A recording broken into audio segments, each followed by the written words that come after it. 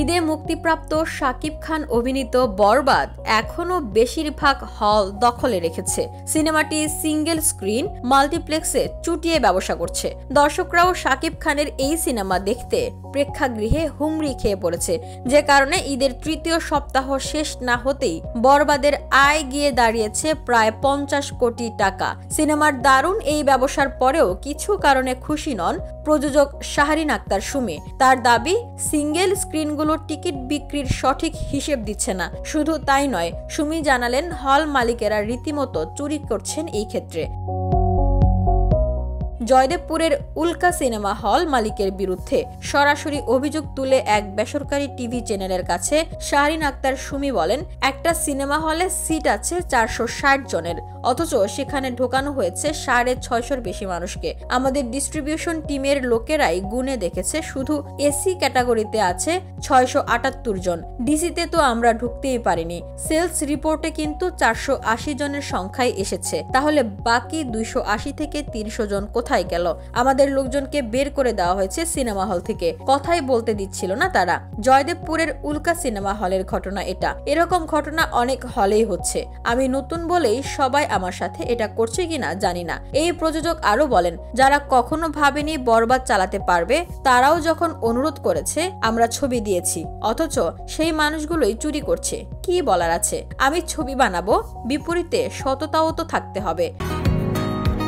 বসুন্ধরা, উত্তরা, বনশ্রী, কুড়িল ও বাড্ডা সহ রাজধানীর বিভিন্ন স্থানে অভিজাত ও অত্যাধুনিক মানের ফ্ল্যাট কেনার এক নির্ভরযোগ্য প্রতিষ্ঠান প্লেজেন্ট প্রপার্টিজ লিমিটেড। তাই আপনার স্বপ্নের আবাসনের জন্য আজই যোগাযোগ করুন। Pleasant properties limited, where destiny matches eventually. হল মালিকরা যদি ভাবেন ব্যবসার পুরোটা নিজেরা ভোগ করবেন, এটা একদমই ভুল। তারা 20 থেকে 30 আসনের গরমিল করলে মানা যায়, কিন্তু 200 থেকে 300 আসনের নড়চড় করলে তো মানা যায় না। এটা চুরি। আবার এটা বললেও আমার দোষ, ক্ষমতা দেখায়, নানা কথা বলে। এগুলো ঠিক না হলে তো ইন্ডাস্ট্রির কখনো উন্নতি হবে না। সুমি বলেন, ভীষণ মন খারাপের জায়গা থেকে কথাগুলো বলছি। আমার লগ্নি হয়তো কোনো না কোনো ভাবে উঠে আসবে, কিন্তু এই যে চুরির সিস্টেম, এটা থাকলে আদতে কোনো লাভ নেই। আগামী 3 বছরে আমরা আরো 3টা ছবি বানাবো শাকিব খানকে নিয়ে। এখনকার পরিস্থিতি দেখে ভাবছি শুধু মাল্টিপ্লেক্সেই ছবি মুক্তি দেব। শাহরিন আক্তার সুমি আরো অভিযোগ করেছেন, আমাদের দেশের মানুষের চিন্তা মানসিকতা এখনো ছোটই রয়ে গেছে। যে কোনো কাজ করতে গেলেই অতিরিক্ত টাকা দিতে হয়। এমন অনেকে আছে এফডিসিতে গেলে কিংবা কোথাও দেখা হলে বলবে, আপা সালাম দিয়েছি, এর বিনিময়ে সে কি চায়? টাকা।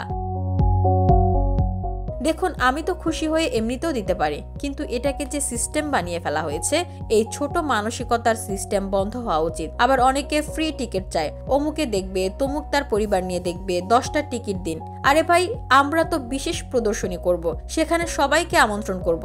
যেহেতু আমাদের ছবিটা বড়, অনেক মানুষ জড়িত, ফলে একটা স্ক্রিন দিয়ে হবে না, 3-4টা স্ক্রিন দিয়ে ওই প্রদর্শনীটা করব। সেটার জন্য অন্তত অপেক্ষা করুন না। তারা চেয়ে চেয়ে টিকিট নেবে, আমাদের মানসিকতা বড় করা উচিত। সবশেষ এই প্রযোজক বলেন, অনেকেই ফোন করে জানতে চাইছেন এ সপ্তাহের পর কালেকশন কত হয়েছে। আমি কি জবাব দেব? আমি তো নিজেই সঠিক হিসাবটা পাচ্ছি না। তবে প্রযোজকের জায়গা থেকে আমরা লগ্নির কাছাকাছি চলে এসেছি। সপ্তাহ 2-এর মধ্যে আশা করছি লগ্নি পুরোপুরি উঠে আসবে। এটা শুধু দেশের কথা বললাম, দেশের বাইরেও তো মুক্তি দিচ্ছি, সেটার হিসাব আলাদা। প্রসঙ্গত, মেহেদী হাসান হৃদয় পরিচালিত বরবাদ ছবিতে শাকিব খানের নায়িকা ইধিকা পাল, আরও আছেন মিশা সওদাগর, ফজলুর রহমান বাবু, শহীদুজ্জামান সেলিম, যিশু সেনগুপ্ত, শ্যাম ভট্টাচার্য প্রমুখ। এছাড়া আইটেম গানে পারফর্ম করেছেন ওপার বাংলার অভিনেত্রী Nusrat Jahan. VOD Bangla news desk.